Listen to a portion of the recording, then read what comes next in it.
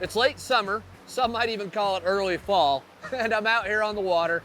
So I'm keeping my rig nice and simple. We've just got a single hopper that I've tied on, just a chubby Chernobyl. I think this is a size 10. And I've got about an 8-foot leader. You can always go shorter with your leaders when fishing big hoppers. It can definitely make casting those big wind-resistant bugs a lot easier. This isn't the biggest hopper though, so I've opted to keep my leader about 8 feet long because we are gonna be fishing some complex water, so I want to be able to get that fly in there without drag, and having a longer leader helps me do that. All right, enough chit chat, let's go catch a fish. So I'm trying to get my fly on the seams and then in the calmer water. This water is moving very quickly. This is a steep river, so the fish will hang out in the calm water. If you can find any pockets, the fish are gonna be there. Oh, eat it! Oh! I said, well, come refuse it. So a refusal with a hopper can mean the same things that it means with any other dry fly. Either something about the presentation was off, or the fly was off, or maybe, since this water is clear enough, the fish came up and saw me and got spooked, said, huh, I'm not eating if that weird guy's out there. One of the nice things of fishing with hoppers is the fish, if they're going to eat them, will take them fairly quickly. So you don't have to sit here and work water for 10, 15 minutes. You get a few good drifts, they don't eat it, you move on.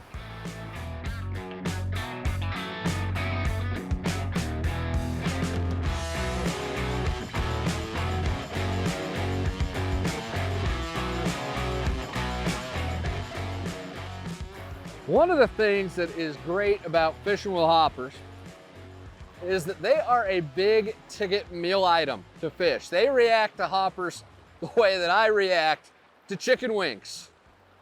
They will move to get them, and I will move to eat a wing. We've talked before about fish wanting to work as little as possible for the most amount of food, and that's true. But a hopper is a high value meal item. They will move to eat these bad boys. That's part of what makes hopper fishing so much stinking fun. The best piece of water, in my opinion, is over there close to the bank. Now, something else with hopper fishing is a lot of the times they're hanging out on trees or on the grass right next to the bank, and they'll fall in. So the closer you can get a hopper to the bank sometimes, the better off you're gonna be. If there's ever a good bankside lie, you wanna hit that with your hopper, because chances are the fish are gonna smack it.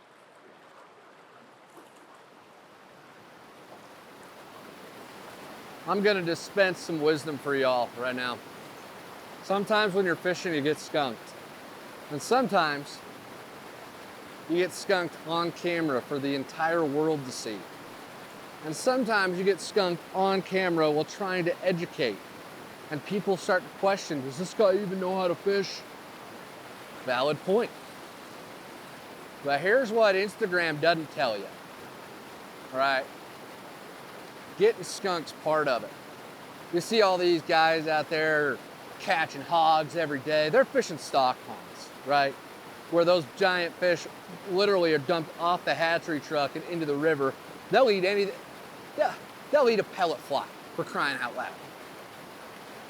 You talk to real fly anglers, people who are out in it with wild trout, man. Getting skunk's the name of the game. In fact, you could argue it's more impressive to get skunked than it is to catch a fish. Doesn't make for as good a video, though.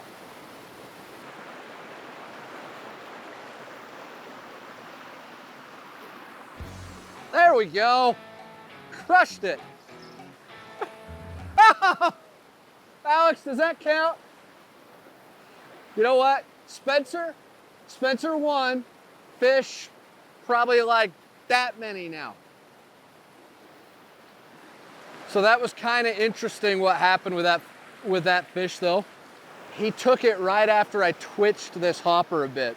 That's something I haven't done yet, but sometimes the fish prefer a little bit of movement, of action to these big terrestrials, because if you watch how these terrestrials are in the water, they don't just sit still. They're kicking their legs, they're trying to get back to shore. They're trying to get back into the trees, and I just put that one there. So, yeah, I'm imitating the heck out of these things.